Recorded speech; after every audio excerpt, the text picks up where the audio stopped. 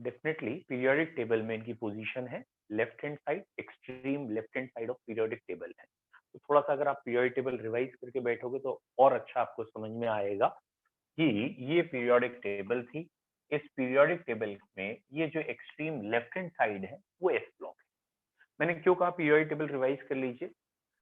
Periodic table में कई चीजें आप पढ़ते हैं जो यहाँ बार बार रिपीट होनी है, जैसे साइज है। तो पीरियोडिक टेबल में पीरियोडिक प्रॉपर्टीज में पढ़ा है लेफ्ट हैंड का साइज सबसे बड़ा होता है और लेफ्ट टू राइट साइज घटता है, टॉप टू बॉटम साइज बढ़ता है। तो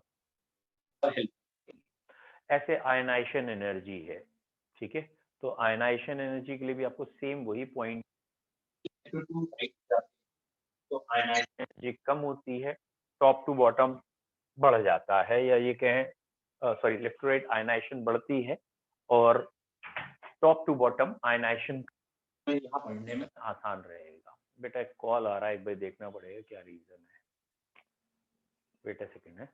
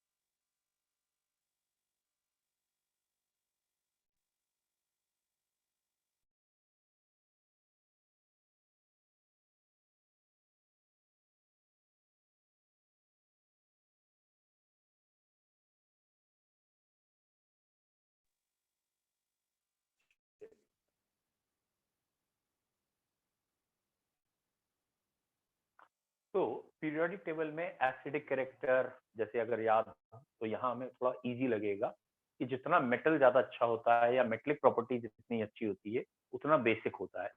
तो टॉप से बॉटम बेसिक बढ़ेगा, या ये प्योर मेटल है, ऑब्वियसली इनका बेसिक कैरेक्टर ज्यादा होगा और टॉप से बॉटम बेसिक और बढ़ेगा। ग्रुप 1 और 2 में ग्रुप 1 वाले बेसिक होंगे, ग्रुप 2 वाले लेस बेसिक होंगे। तो ये पीरियोडिक टेबल से पॉइंट निकाल लेंगे तो इजी लगेंगे। चलिए एस ब्लॉक में हमने पहले पॉइंट पढ़ते हैं इनकी पोजीशन इन पीरियोडिक टेबल। तो ये आ गया position in periodic table is group 1 and 2। ये है extreme left hand side, this one. और जनरल कॉन्फ़िगरेशन इनका होता है, इलेक्ट्रॉनिक कॉन्फ़िगरेशन जो जनरल है NS1 to 2 या 1 and 2 है, बट याद रखना है प्रीवियस शेल में ऑक्टेट ही होना चाहिए। अब हमने कहा सीधा आ जाते हैं ग्रुप 1 पे, ठीक है। तो दो ग्रुप हैं, एक ग्रुप 1 और एक ग्रुप 2। तो ग्रुप 1 की पढ़ाई हमें करनी है। ग्रुप 1 को हम कहते हैं alkali metal. Basically alkali word क्यों आया है, क्योंकि इनके जो ऑक्साइड होते हैं वो बेसिक नेचर के या एल्कली नेचर के होते हैं, दे डिजोल्व इन वाटर, और जो उसका सोल्यूशन होता है वो बेसिक या एल्कली नेचर का होता है। Therefore this is no these are known as alkali metal, ठीक है। अब ग्रुप 1 में कौन कौन से एलिमेंट आएंगे, lithium, sodium, potassium, rubidium, caesium and francium. ये हमने पढ़ लिया था, रेडियो एक्टिव होता है। अब हमने कुछ फिजिकल प्रॉपर्टीज पढ़ ली हैं, जैसे ग्रुप 1 में ये मेंबर हो गए। इलेक्ट्रॉनिक कॉन्फ़िगरेशन क्या है, तो आउटर मोस्ट में NS1 कॉन्फ़िगरेशन दिखेगा, पिछली शेल में नोबल गैस दिखेगी। साइज या एटॉमिक रेडियाई जिसे कहते हैं वो क्या है, टॉप से बॉटम जाएंगे रेडियाई बढ़ेगा। लिथियम छोटा है, फ्रेंशियम सबसे बड़ा है। रेडियो एक्टिव है तो उसकी स्टडी हमें ज्यादा नहीं करनी, बट उसका साइज बड़ा है। आयोनाइजेशन एनर्जी, आई होप तो आपको याद आ गई, इस ग्रुप की आयनाइजेशन एनर्जी बहुत कम होती है because they are highly electropositive nature. तो आयनाइजेशन एनर्जी इस ग्रुप की लीस्ट है, और इस ग्रुप में लिथियम की ज्यादा है, फ्रेंशियम की आयनाइजेशन एनर्जी कम है। ये हम पढ़ चुके हैं, ये तो खाली मैं आपको रिपीट कर रहा हूँ, ठीक है। नेक्स्ट इज इलेक्ट्रोपॉजिटिव कैरेक्टर और मेटेलिक कैरेक्टर। तो इलेक्ट्रोपॉजिटिव और मेटेलिक कैरेक्टर बेटा बढ़ेगा टॉप से बॉटम जाते समय, और यहाँ पे इलेक्ट्रोपॉजिटिव कैरेक्टर लिथियम का कम है और नीचे जाते जाते फ्रेंशियम का इलेक्ट्रोपॉजिटिव बढ़ेगा। ऑब्वियसली बेटा साइज तो नीचे जाते समय बढ़ेगा और इस ग्रुप का साइज लार्जेस्ट है, क्योंकि लेफ्ट टू राइट साइज घटता है, तो ये तो लेफ्ट में है, तो इस ग्रुप का साइज सबसे बड़ा होता है इन देयर रिस्पेक्टिव पीरियड, और नीचे जाते समय साइज बढ़ता है, तो लिथियम छोटा है, फ्रेंशियम बड़ा है।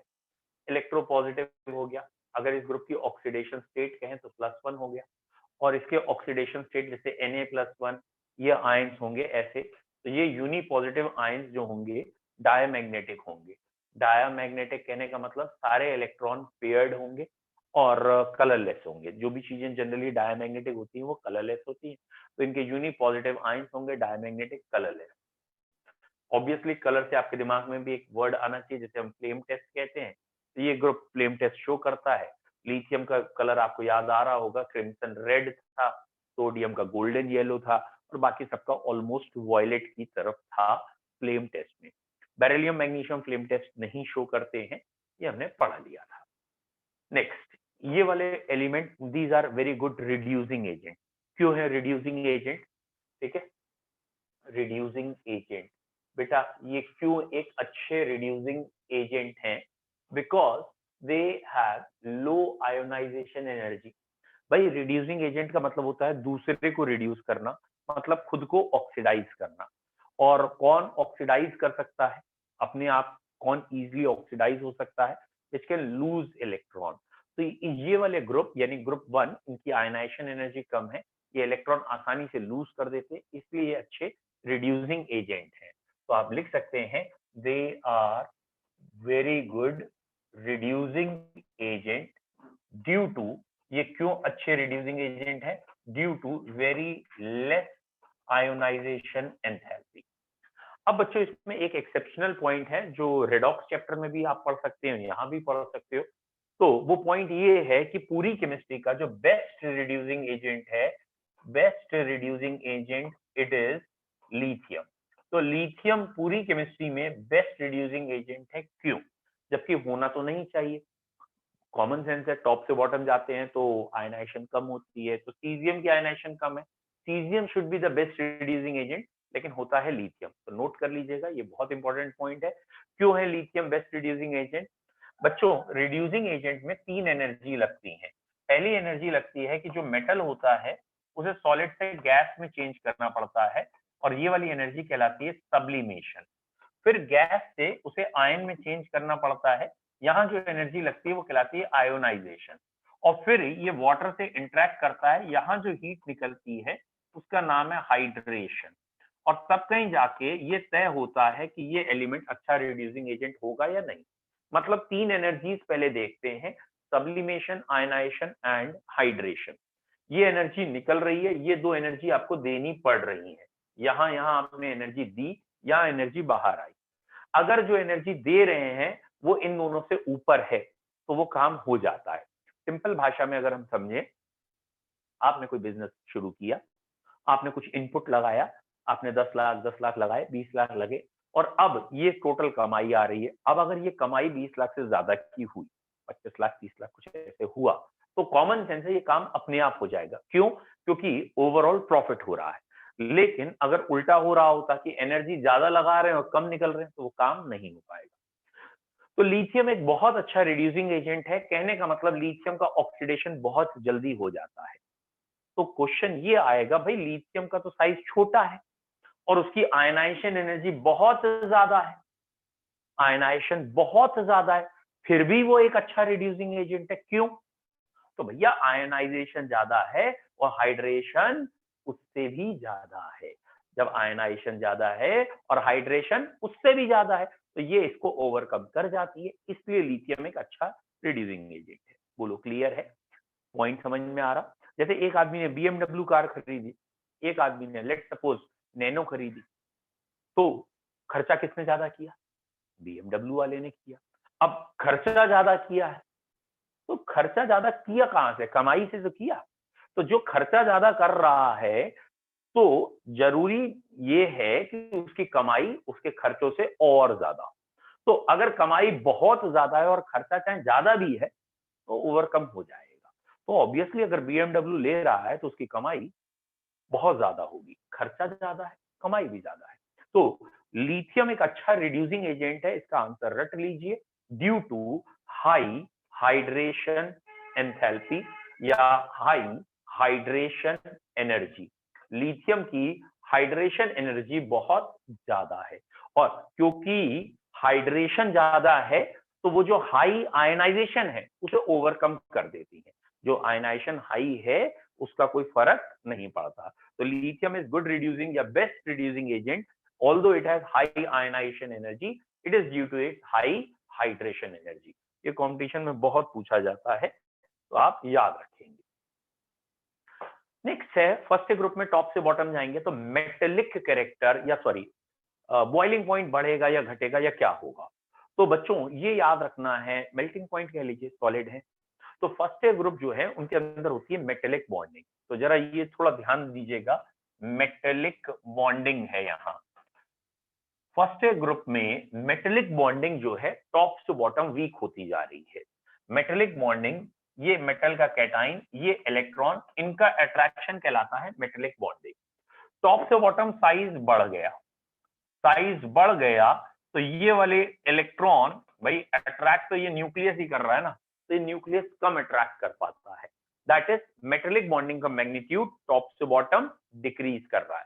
लिथियम में मेटेलिक बॉन्डिंग स्ट्रॉन्ग है, नीचे आते आते मेटेलिक बॉन्डिंग वीक हो रही है।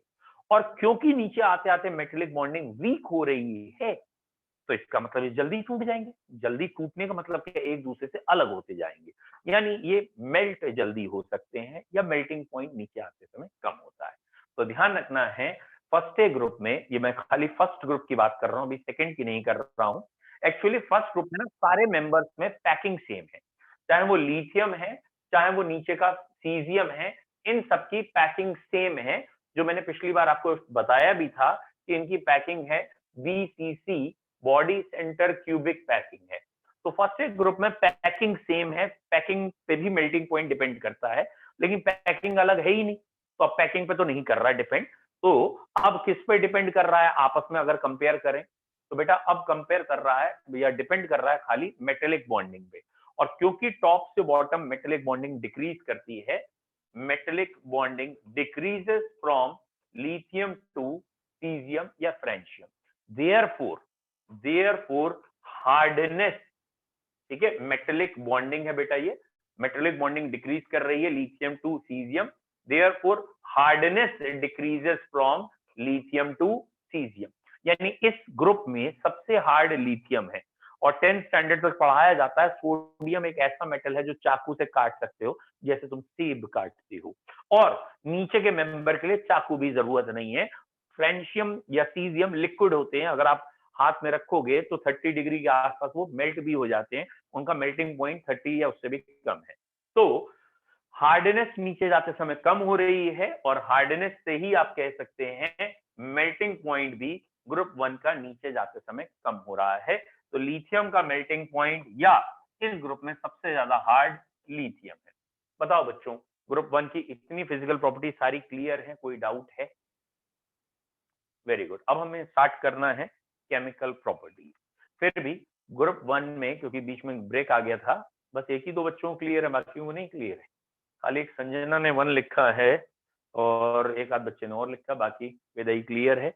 ठीक है, ये इसलिए करता हूँ कि आपको पता रहे कि आप जग रहे हैं नहीं जग रहे हैं, है ना। सात्विक, ठीक है, बोलो बेटा, बोलो बोलो, डाउट पूछो।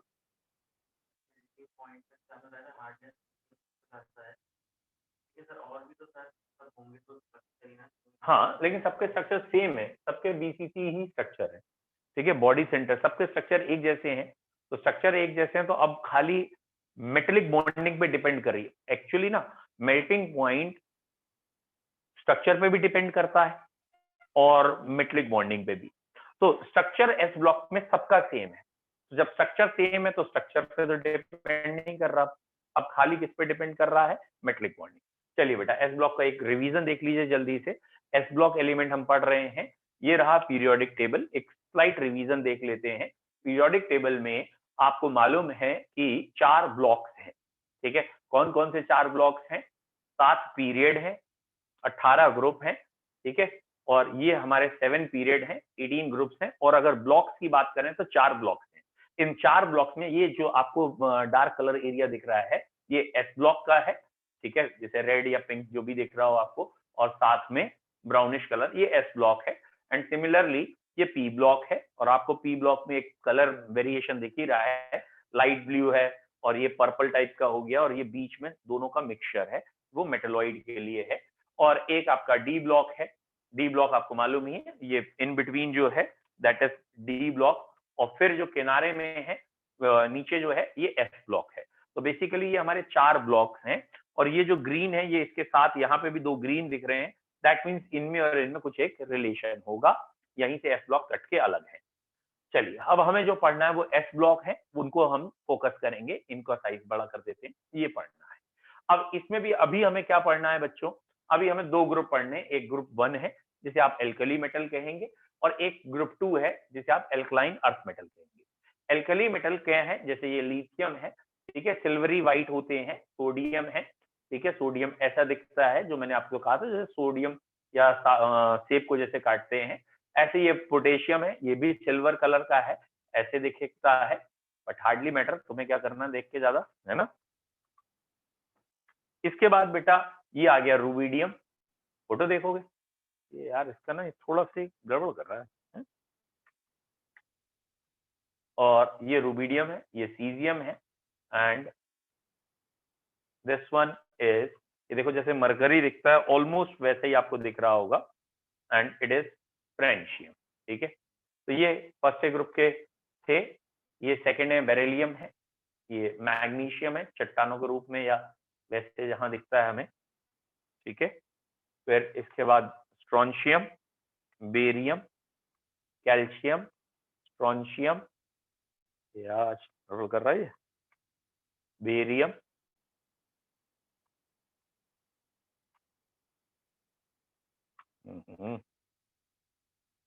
चल खत्म हो गई,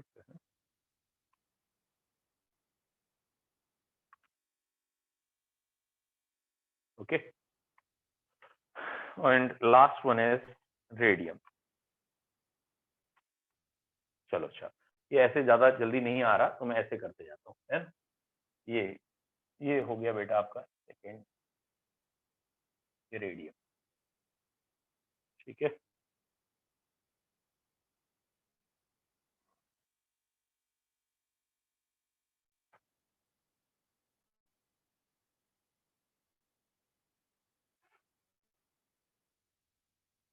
okay, next, why these elements are called as alkali metal. आपको मालूम है, ये मैंने अभी आपको बताया भी है, they are they form hydroxide on reaction with water which are strongly alkaline in nature, therefore they are termed as alkali metal। ये एक एनसीईआरटी की हेडिंग है, which is not very important कि ये कहाँ कहाँ मिलते हैं। सोडियम और पोटेशियम वेरी अबंडेंट है बेटा, जो सबसे ज्यादा मिलते हैं, लिथियम, सीजियम और रुबिडियम थोड़ा कम मिलते हैं, और फ्रेंशियम क्योंकि रेडियो एक्टिव है वेरी लेस अबंडेंट है, नेचर में सबसे कम मिलता है। रेडियो एक्टिविटी का मतलब आप जानते हैं, वो चीजें जो अल्फा बीटा या गामा रेज अपने अंदर से छोड़ते हैं उन्हें हम रेडियो एक्टिव कहते हैं, यानी ये स्पॉन्टेनियस डिसइंटीग्रेशन में जाते हैं, इनका न्यूक्लियस में चेंजेस आते हैं, they are called as radioactive element, ठीक है। जो फ्रेंशियम है उसका जो सबसे स्टेबल आइसोटोप है उसकी भी हाफ लाइफ 21 मिनट है, और ये डिके होने के बाद एक्टिनियम में बदल जाता है, यानी या एक्टिनियम चेंज होने से फ्रेंशियम बनता है, ठीक है। एक्टिनियम डिके होके फ्रेंशियम बनाता है। बोलो बच्चों क्लियर है। नेक्स्ट, अब आपको यहाँ भी ध्यान रखना है, लिथियम और मैग्नीशियम में एक सिमिलैरिटी है, आपको अगर याद आ गया हो, दैट इज डायगोनल रिलेशनशिप। मैंने इसीलिए कहा था थोड़ा सा अगर आप पीरियोडिक टेबल रिवाइज करके बैठेंगे तो आपको ज्यादा दिखेगा। तो ये डायगोनल रिलेशनशिप आपको याद होगा, चार्ज अपॉन रेडियस रेशियो की वजह से होती थी। तो ये रहे फर्स्ट पीरियड, सेकंड पीरियड के शुरू के 4 एलिमेंट, और ये रहे थर्ड पीरियड के। तो लिथियम जो है ये मैग्नीशियम से मैच करता है, बेरिलियम एल्यूमिनियम से करता है, बोरॉन सिलिकॉन से, और कार्बन आगे। शुरू के 3 के लिए ही है डायगोनल रिलेशनशिप।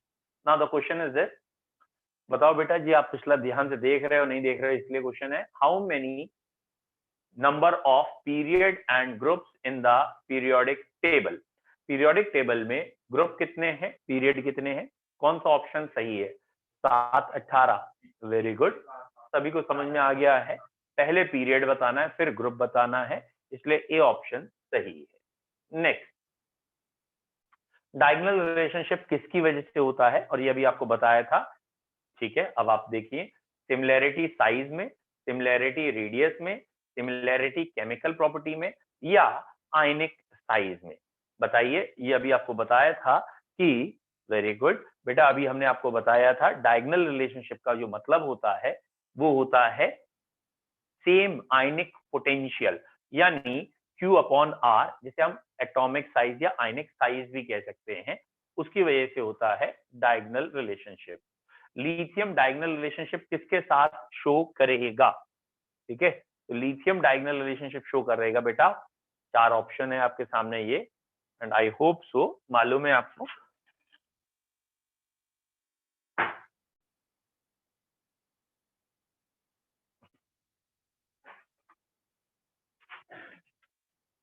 ठीक है बच्चों, वेरी गुड, लगभग सभी बच्चों ने सही बताया है। ये एक ने सोडियम बोला है, ये कौन है भाई? और ये कह रहा है कि बेरिलियम, अजीब आदमी हो यार। लिथियम और मैग्नीशियम ये डायगोनल रिलेशनशिप शो करेंगे। ये सोडियम और बेरिलियम वाले पता नहीं कौन कौन आ गए थे। ठीक है, चलिए बेटा, next, alkali metal belongs to, कहा को बिलोंग करते हैं? एस ब्लॉक को, पी ब्लॉक को, डी ब्लॉक को, या एफ ब्लॉक को? इतना इजी क्वेश्चन है, इसलिए मैंने डायरेक्ट आंसर ही बता दिया। अब हम बात कर रहे हैं जनरल प्रॉपर्टीज की। जनरल प्रॉपर्टीज एल्कली मेटल की क्या क्या है? ओके, तो इलेक्ट्रॉनिक कॉन्फ़िगरेशन से स्टार्ट कर रहे हैं। आपको याद होगा इलेक्ट्रॉनिक कॉन्स्टेंट आउटर मोस्ट में एक इलेक्ट्रॉन है वैलेंस शेल में, लेकिन ये भी ध्यान रखना है कि उससे पिछले वाली शेल में नोबल गैस कॉन्फ़िगरेशन होता है, और एक इलेक्ट्रॉन लूज इजिली कर लेते हैं क्योंकि इनकी आयनाइजेशन एनर्जी बहुत कम है। लेकिन ये इतने ज्यादा रिएक्टिव हैं कि एल्कली मेटल कभी भी फ्री स्टेट में नहीं मिलेंगे। जैसे आपको NaCl तो मिल जाएगा, लेकिन अकेला Na मिलना मुश्किल है क्योंकि ये बहुत ज्यादा रिएक्टिव है। Why alkali metal are not formed in free state? Due to very less ionization energy and high reactivity. ये बहुत ज्यादा रिएक्टिव हैं, इसलिए ये कभी भी हमें फ्री स्टेट में नहीं मिलते। बच्चों, ये रहे इनके इलेक्ट्रॉनिक कॉन्फ़िगरेशन। आप ध्यान से देखें, सब में इनर्ट गैस से अगला एलिमेंट क्या है आपका? एल्कली, एक इलेक्ट्रॉन के बाद एल्कली मेटल। डेंसिटी का अगर आपको याद आ गया हो कि नीचे जाते समय डेंसिटी बढ़ती थी, लेकिन एक एक्सेप्शन आपको बताया था, कौन सा? पोटेशियम का। ठीक है, तो यहाँ आपको पोटेशियम की डेंसिटी साफ दिख रही है, 0.86 है, जबकि वो सोडियम की डेंसिटी से कम है। बाकी नीचे जाते समय डेंसिटी बढ़ रही है, और पोटेशियम की डेंसिटी क्यों कम है? क्योंकि उसमें पिछली शेल में डी सबशेल आने की वजह से साइज एकदम बढ़ जाता है, इसलिए। तो ऑर्डर ऑफ डेंसिटी आप कह सकते हैं सोडियम और पोटेशियम में उल्टा हो जाता है। और यहाँ उल्टा क्यों हुआ है, एबनॉर्मल बिहेवियर क्यों आया? क्योंकि पोटेशियम का साइज एकदम से ज्यादा हो गया था। और पोटेशियम का साइज क्यों ज्यादा हो गया था? क्योंकि इसमें एक डी सबशेल पोटेशियम में होती है जो कि सोडियम में नहीं है। This is due to presence of vacant space, मतलब वैकेंट डी सबशेल थी, ठीक है, जो कि सोडियम में नहीं थी। और इसकी वजह से सोडियम से पोटेशियम में वॉल्यूम कह लो या साइज बढ़ गया था एबनॉर्मली, और साइज बढ़ने की वजह से डेंसिटी कम। देखो, प्रेजेंस ऑफ 3D ऑर्बिटल या 3D शेल। तो सोडियम में डी सबशेल भाई आउटर मोस्ट से पहले वाले में नहीं थी, जबकि पोटेशियम में पिछले में डी सबशेल आई, इसलिए। मेल्टिंग पॉइंट अभी मैंने आपको बताया, अगर याद आ गया हो, टॉप से बॉटम जाते हैं, मेल्टिंग पॉइंट कम होता है। क्यों कम होता है? हार्डनेस क्यों कम होती है? क्योंकि मेटेलिक बॉन्डिंग कम होती है। लिथियम का मेल्टिंग पॉइंट देखो 454 है, और सीजियम का सिर्फ 302 है, तो मेल्टिंग पॉइंट नीचे जाते समय कम हो रहा है, और इसका सिंपल रीजन है हार्डनेस कम होना। और नीचे जाते समय मेटेलिक बॉन्डिंग कम होती है, तो इस मेटेलिक बॉन्डिंग वर्ड को आपको याद रखना है कि on moving down the group metallic bonding decreases. Same boiling point है, तो इसको आप ज्यादा फोकस ना करें। तो boiling point, melting point same reason है कि एल्कली मेटल का मेल्टिंग पॉइंट हो या बॉइलिंग पॉइंट हो, सेम है।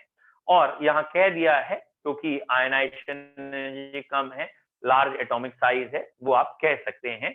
और एल्कली मेटल की जो सेकेंड आयनाइजेशन एनर्जी है वो बहुत ज्यादा है। पिछली बार हमने डिटेल में डिस्कस भी कर लिया था, फर्स्ट और सेकेंड आयनाइजेशन में लार्ज जंप होता है एल्कली मेटल्स में। क्यों लार्ज जंप होता है? क्योंकि वो इनर्ट गैस बन जाता है। तो टॉप से बॉटम आयनाइजेशन एनर्जी कम हो रही है, लिथियम की ज्यादा है। ठीक है, चलिए बेटा, ये क्वेश्चन है, right completely the electronic configuration of potassium and rubidium. I hope सो आप समझ गए कंप्लीट कहने का मतलब क्या है। भाई 1s 2s 2p सब लिख के दिखाइए तो कंप्लीट होता है। और चाहे तो इसको आप हीलियम और सॉरी यहाँ आर्गन एंड 4s1 लिख सकते थे, ठीक है, आर्गन एंड 4s1 बिल्कुल सही है बेटा संजना। रूबिडियम का कंप्लीट आप ऐसे भी लिख सकते हैं, और नहीं तो आर्गन के बाद अगली इनर्ट गैस जो है क्रिप्टॉन Kr, वो लिख के 5s1 लिख सकते हैं। चलिए बेटा एम मल्टीपल चॉइस में बताइए, the number of valence electron in alkali metal. Alkali metal में जो आउटर मोस्ट शेल है उसी को वैलेंस शेल कहते हैं, उसमें कितने इलेक्ट्रॉन होते हैं? It is a very simple and common sense question, very good. तो यहाँ आंसर है 1, मतलब सी ऑप्शन है, ऑप्शन का नाम सी है और उसकी वैल्यू 1 है, ठीक है, हाँ ऑप्शन का नाम सी है, वैल्यू 1 है। Next, alkali metals are, alkali metal बेटा क्या होते हैं? एसिडिक, बेसिक, न्यूट्रल या आयनिक। तो आई होप सो आपको मालूम है इनके ऑक्साइड हो या हाइड्रो ऑक्साइड हो, ये सबके सब तो बेसिक आएंगे, ऑक्साइड हाइड्रो ऑक्साइड बेसिक आएंगे, क्योंकि मेटल्स के ऑक्साइड हाइड्रोक्साइड बेसिक होते हैं, ठीक है। Which alkali metal shows abnormal in density, अब डेंसिटी में एबनॉर्मल कहा है, तो आई होप सो आपको याद आ गया हो ये अभी, हाँ वेरी गुड बेटा, इसका सिंबल के है और नाम के क्या है? काली, अच्छा पोटेशियम, हाँ हाँ पोटेशियम, नहीं कहें काली है, ठीक है, बोले पोटेशियम का सिंबल, बोले पी, के किसका है? कालीदास का। Why potassium shows abnormal density, density क्यों ज्यादा है? क्योंकि इसका साइज एकदम से बढ़ जाता है, और साइज बढ़ने का कारण था डी ऑर्बिटल आना। तो तीनों ही बातें सही लग रही हैं हमें तो, है ना? जरा सोच के देखिए, due to sudden increase in the atomic size from sodium to potassium, सही बात है। प्रेजेंस ऑफ डी ऑर्बिटल, बिल्कुल सही बात है। लार्जर इंटरएटॉमिक डिस्टेंस, बिल्कुल सही बात है। तीनों बातें सही हैं, तो डी, तो यहाँ क्या लगा देते हैं? टिक। Is it clear? चलिए next, general properties of alkali metal, इनकी जनरल प्रॉपर्टीज क्या है बेटा? जनरल है एटॉमिक साइज और आयनिक साइज। थर्ड ऑप्शन में बेटा यही था कि गैप ज्यादा होगा, जब कभी भी डेंसिटी कम हो रही है इसका मतलब वॉल्यूम बढ़ रहा है, और वॉल्यूम बढ़ रहा है का मतलब दो एटम के बीच में जो दूरी है वो ज्यादा हो गई है, वो थर्ड ऑप्शन में था। तो एल्कली मेटल का साइज लार्जेस्ट होता है अपने पीरियड में, क्योंकि left to right size decrease करता है, आप पढ़ चुके हैं, they have largest size in their respective period. और टॉप से बॉटम जाते समय साइज बढ़ता है, क्यों साइज बढ़ता है? क्योंकि शेल्स बढ़ती है इसलिए। और अगर इनके कैटाइन की बात करें तो इनका कैटाइन का साइज अपने न्यूट्रल एटम से छोटा होगा, it is a common sense. क्यों छोटा होगा भैया? एक इलेक्ट्रॉन निकल गया, शेल कम हो गई, इसलिए कैटाइन का साइज न्यूट्रल एटम से कम हो जाएगा। देखिए एटॉमिक रेडियस इसका 152 है, और लिथियम के कैटाइन का साइज सिर्फ 76 है। एटॉमिक रेडियस सोडियम का है 186, लेकिन उसके कैटाइन का साइज और छोटा हो जाएगा। ओके, नाउ ये रहा lithium, sodium, potassium, rubidium, caesium, ये बेसिकली साइज दिखा रहे हैं कि ये साइज क्या हो रहा है, ये बढ़ता जा रहा है।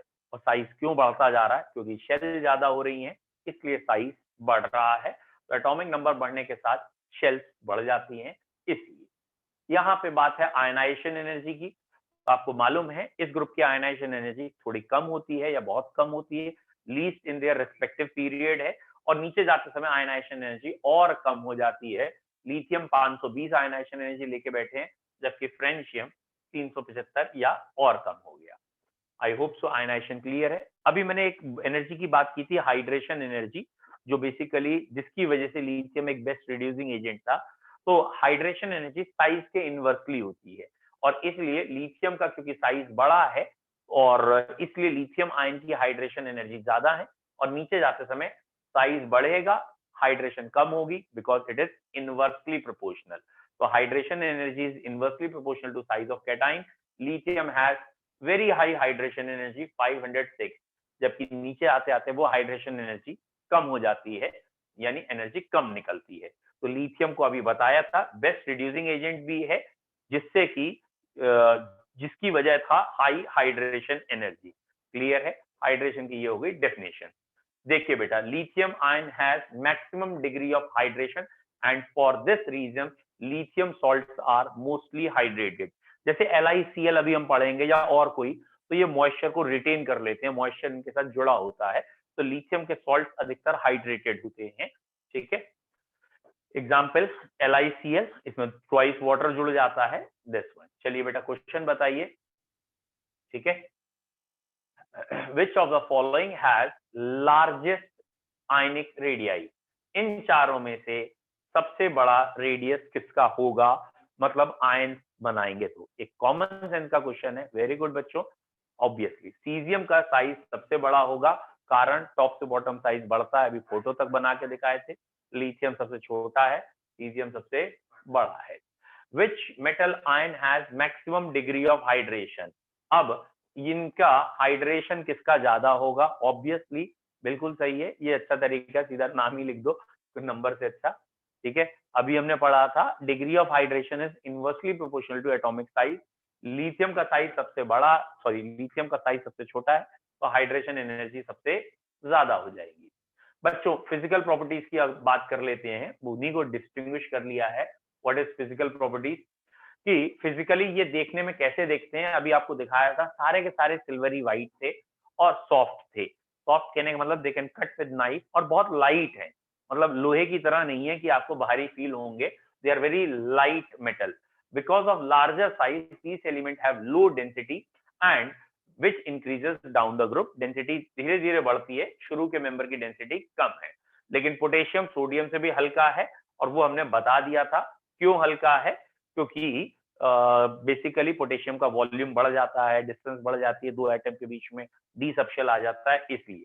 फिलहाल सीजियम की डेंसिटी ज्यादा है, फिर रुबीडियम की है, और यहाँ इनके बीच में वाटर आ सकता है, तो ये तीनों मेंबर वाटर से हल्के हैं, और आखिरी के दो मेंबर वाटर में जब डिप करेंगे तो वो सिंक कह लीजिए, ये तीनों ऊपर की तरफ आ जाएंगे। मेल्टिंग पॉइंट और बॉइलिंग पॉइंट एल्कली मेटल का लो होता है, इसका मतलब इनमें मेटेलिक बॉन्डिंग वीक है। तो ग्रुप 1 में मेटेलिक बॉन्डिंग ग्रुप 2 से वीक है, ट्रांजिशन मेटल से वीक है due to their large size, और मेटेलिक बॉन्डिंग टॉप से बॉटम में और कम होती जाती है। एक तो इनका साइज बड़ा है, ऊपर से इनके पास सिर्फ एक इलेक्ट्रॉन है, इसकी वजह से इनकी मेटेलिक बॉन्डिंग वीक है, ठीक है। ये वाला पॉइंट आपको अगर याद आ गया हो, एक हमने पढ़ा था नॉन ऑक्सीडाइजिंग या बंजन फ्लेम में ये एक कलर देते हैं, और ये इनका कैरेक्टरिस्टिक कलर होता है, और इस टेस्ट को हम कह देते हैं फ्लेम टेस्ट। इनका कलर आपको दिखा देते हैं जिससे आपको याद रहेगा। अगर एल्कली मेटल को हीट करें एक जार जिसमें ऑक्सीजन है, तो ये जलते जाएंगे और एक कलर आ जाएगा, और बेसिकली लिथियम का क्रिम्सन रेड कलर आएगा, सोडियम का गोल्डन येलो, और बाकी तीनों को मैं वॉयलेट कह देता हूँ। वैसे पेल वॉयलेट, रेड वॉयलेट और ब्लू है, मतलब थोड़े बहुत अंतर है कलर में। ये है लिथियम का कलर, ये अगर फोटो आपको दिख रही हो तो ये वाला जो रेड आपको दिख रहा है वो क्रिम्सन रेड होगा। ये वाला जो कलर आपका दिख रहा है, ये वाली फ्लेम जब आ गई तो इसको हमने गोल्डन येलो कह दिया है। और ये पोटेशियम जब आएगा तो फ्लो या कलर जो दिखेगा, दिस वन इज पोटेशियम, और इसको वॉयलेट कह दें तो चलेगा। अब ये उसी वॉयलेट में ये, अच्छा आपको अगर दिख रहा हो, पहले 3 फोटो में तो कम दिख रहा था, इसमें आपको साफ दिख रहा है, ये एक वायर आ रही है, इसके ऊपर मेटल लगा होगा, उस वायर को पहले, अच्छा नहीं दिख रहा तो ठीक है, समझ लो, खाली एक वायर है, उस वायर को पहले बहुत ज्यादा हीट कर दिया जाता है, उसके अपने कलर हट जाते हैं, और उसके बाद उसको उसके ऊपर मेटल लगा के फ्लेम पे ले आते हैं। ये ऑर्डिनरी फ्लेम जो आपको लग रही है, इस फ्लेम पे लाने के बाद उस फ्लेम का कलर हम ऑब्जर्व करते हैं तो चेंज हो जाता है, और ये लास्ट में ब्लूइश कह लीजिए, या ये जो हमारी फ्लेम आ रही थी उसका कलर ऐसा हो गया। तो ये बेसिकली फ्लेम टेस्ट है। क्रिम्सन रेड, गोल्डन येलो के बाद तीनों को वॉयलेट कहोगे तो भी चल जाएगा। बेरिलियम और मैग्नीशियम, हाँ सीधा वॉयलेट ही याद रखें। बेरिलियम और मैग्नीशियम ये टेस्ट नहीं देते क्योंकि उनका साइज छोटा है, आयनाइजेशन ज्यादा है, ठीक है। नेक्स्ट, ये जो ये प्रोसेस था, ये हीट एब्जॉर्ब कर रहा है, वो मैंने आपको बताया भी था, इलेक्ट्रॉन एक लेवल से दूसरे लेवल जब जंप करता है तो हीट एब्जॉर्ब कर रहा है, उसके बाद ओवरऑल जो प्रोसेस है वो, तो विजिबल लाइट से इन्होंने एब्जॉर्ब किया है, और उसके बाद आगे चला गया। The energy of emitted radiation increases during the flame test to lithium to caesium, और इसके लिए मैंने आपसे कहा भी था कि आप ये ध्यान रखें, विबग्योर को, लिथियम में कलर जो आ रहा है रेड की तरफ आ रहा है, और नीचे आते समय कलर जो आ रहा है वो वॉयलेट की तरफ आ रहा है। तो जब रेड कलर आ रहा है उसका मतलब क्या है, हाई वेवलेंथ, वेवलेंथ ज्यादा हो गई, वेवलेंथ ज्यादा है तो एनर्जी क्या हो गई, कम, और जैसे जैसे आगे जाएंगे वैसे वैसे वेवलेंथ कम होती जाएगी, इसलिए एनर्जी ज्यादा होगी। और इसीलिए हम इसे कह रहे हैं, आप थोड़ा यहाँ विबग्योर को ध्यान रखें। ठीक है, एक जो क्वेश्चन था उसका आंसर था। नेक्स्ट, डेंसिटी का ऑर्डर, ये क्वेश्चन हमारे हो चुके हैं तो हम आगे बढ़ा देते हैं। आई होप सो आपको याद भी आ गया है डेंसिटी का ऑर्डर। तो यहाँ सीजियम की डेंसिटी सबसे ज्यादा है, और सीजियम क्या, रुबीडियम है, फिर सोडियम है, फिर पोटेशियम, फिर लिथियम। वेरी बेटा सी आंसर लग रहा है मुझे, है ना? पोटेशियम, और उसमें तो उल्टा था ना स्वास्थ्य, तो बेटा यहाँ सी आंसर होगा, सोडियम की ज्यादा होगी। Let's check the answer. ठीक है, सी आंसर सही है। Okay, now next, why alkali metal shows low melting point. बताइए बच्चों, क्यों है एल्कली मेटल का मेल्टिंग पॉइंट लो है? ठीक है, अब ये चार ऑप्शन दे रखे हैं। Interatomic bonds are weak, अरे बहुत बढ़िया, मेटलिक बॉन्डिंग वीक होती है बेटा, ये कहते हैं, बात तो वही है ना। तो मेटलिक बॉन्डिंग है या इंटर एटॉमिक बॉन्डिंग है, एक ही बात है। तो ये ए आंसर ही सही है, मेटलिक बॉन्डिंग वीक है। वेरी गुड बेटा। ठीक है, एक और देख लेते हैं, lithium metal on flame test gives. तो अब अगर आपने ध्यान से उस समय देखा है तो आप बता लेंगे कौन सा कलर आएगा। बहुत बढ़िया, इसीलिए तो इन चीजों को याद करने के लिए बढ़िया हो जाता है। तो लिथियम का डी आंसर आ गया, crimson red. Okay, which alkali metal emits highest energy of radiation. अब जब ध्यान से देखना, एनर्जी पूछा है ना कि वेवलेंथ। तो आपको याद रखना है वॉयलेट की वेवलेंथ सबसे कम होती है और एनर्जी ज्यादा होती है, और रेड की एनर्जी सबसे कम होती है और वेवलेंथ ज्यादा होती है। तो आई होप सो अब आपको समझ में आ गया है। यहाँ एनर्जी पूछी है, वेवलेंथ नहीं, तो एनर्जी, वेरी गुड, बहुत बढ़िया, सीजियम की आएगा। बेटा जो एनर्जी है वो वॉयलेट के लिए सबसे ज्यादा है, तो वॉयलेट कौन देता था? सीजियम। टॉप से बॉटम सीजियम की तरफ ही तो आ रहे थे, तो लिथियम तो रेड की तरफ था ना, इसलिए। Which region group one element radiation, बेटा कॉमन सेंस है, जो आपको जो सब दिखे थे ये कलर्स थे, और कलर्स हमारे विजिबल होते हैं, और विजिबल रीजन को ही हम कहेंगे कि इनके कलर्स जो आ रहे हैं वो विजिबल रीजन में थे। Which of the following first group element use in electrodes in photoelectric cell. आपको अगर याद आ गया हो, ग्रुप वन के एलिमेंट फोटोवोल्टिक सेल्स में यूज करते थे। नहीं बेटा, सोडियम नहीं करते। आपको याद हो, हमने कॉपी में वहां लिखा भी है, potassium and caesium are mainly use. Potassium और सीजियम जो है अवेलेबिलिटी, लो रिएक्टिविटी, इसके हिसाब से होता है, इसलिए यहाँ का आंसर ये है। बोलो, क्लियर है बेटा? ये हुई अब इनकी प्रॉपर्टीज। अब हमें इनकी बात करना है केमिकल बिहेवियर की, कि ये ग्रुप केमिकली कैसे रिएक्ट करता है, ग्रुप वन के एलिमेंट्स का केमिकल बिहेवियर क्या है। और आज ये डमरू हमारा काम नहीं कर रहा लाला का, तो ये बंद कैसे होगा? यहाँ तक तो मैं ऐसे काम चला दे रहा है। अरे छोड़, हम यहाँ से कर लेंगे, तो फिर आ जाएगा ये। अरे फिर आ गया, बड़ा बदतमीज टाइप का ये, तो बहुत ही बदतमीज है। अब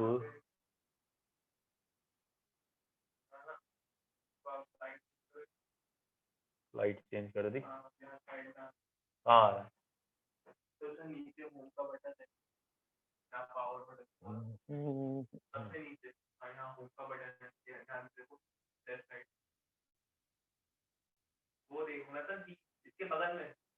ये यूएसबी है।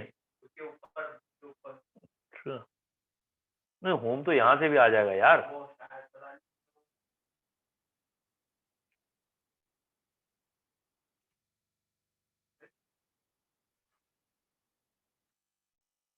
ये बाबूजी आज गड़बड़ कर रहे हैं ना।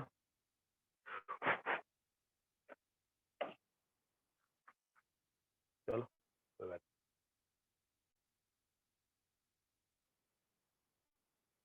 ओके, एक सेकंड और देखते हैं बच्चों, जस्ट अ सेकंड।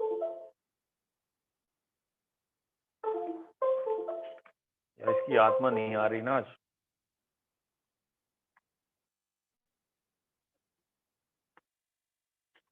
हम्म,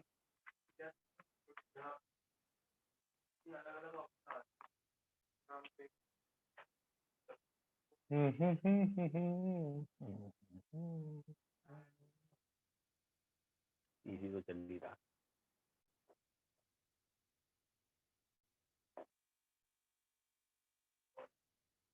क्या हुआ है अभी?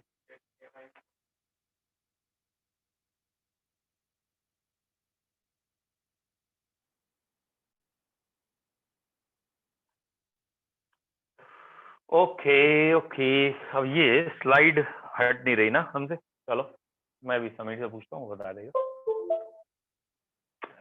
पंगा ले लिया इसने। अब ये रुको यार,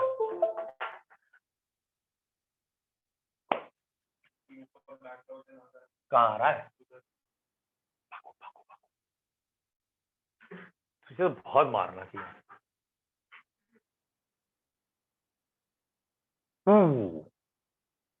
अब ये बंद कैसे होंगे? ननदुनाने